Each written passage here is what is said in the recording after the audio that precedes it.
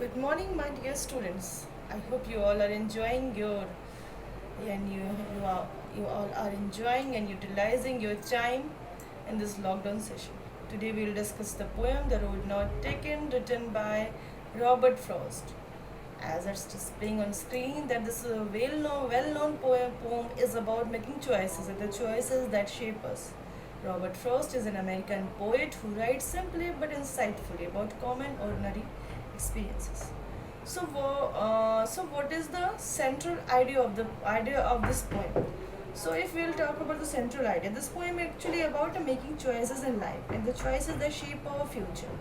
Many alternatives are available at the time of choice, but man has to select one. It is only the future that will reveal whether the decision taken is wrong or not.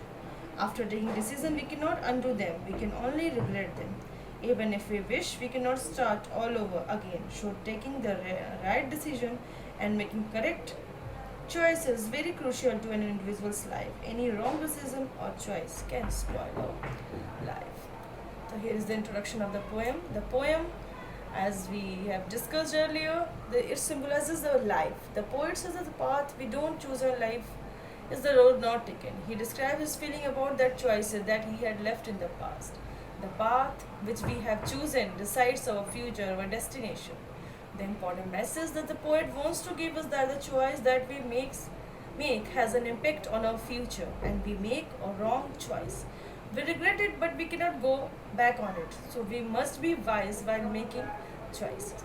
Now here's the poem and the explanation. The stanza 1 and the explanation of the poem.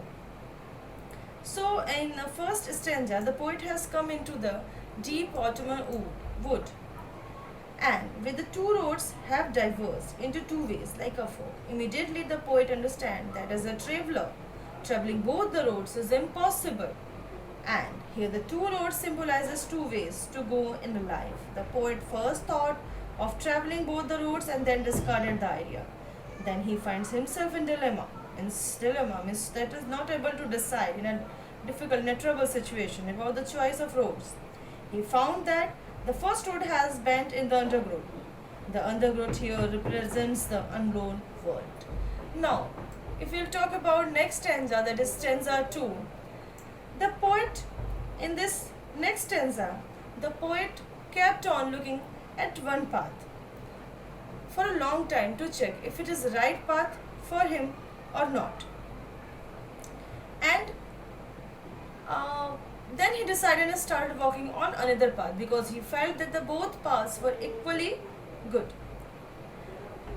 The stanza suggests that he has an independent spirit and does not wish to follow the crowd. After a moment, he changes his mind and concluding that both roads are equally worn out. Now, if we'll talk about the third stanza, now in the third stanza, the poet leaves cover the both. Now, the third stanza, the poet says that both the paths were similar that morning, both had leaves on them, and no one has stepped on them as they were still green in color. So, this symbolizes the choices in life opens to the poet are both unknown to him. The poet remains committed to his decision to take the road he had previously selected, saying that he will save the other road for another day. This symbolizes that he will make the other choice in life only if he is not satisfied with the results of the first choice. He observes that he will probably never pass this way again, as one path leads to another, and thus will never have an opportunity to take the other road. This symbolizes that he will not be able to take the second choice in life at all. Now, the last stanza, that is the stanza 4. In years to come, the poet says he will be telling others about the choice he made. Meaning that he will talk about what decision in life he took. And while doing so, he will sigh either with relief that he made the right choice or with regret that he made the wrong choice. Whether right or wrong, the choice will have had a significant impact on his life. Here are the some.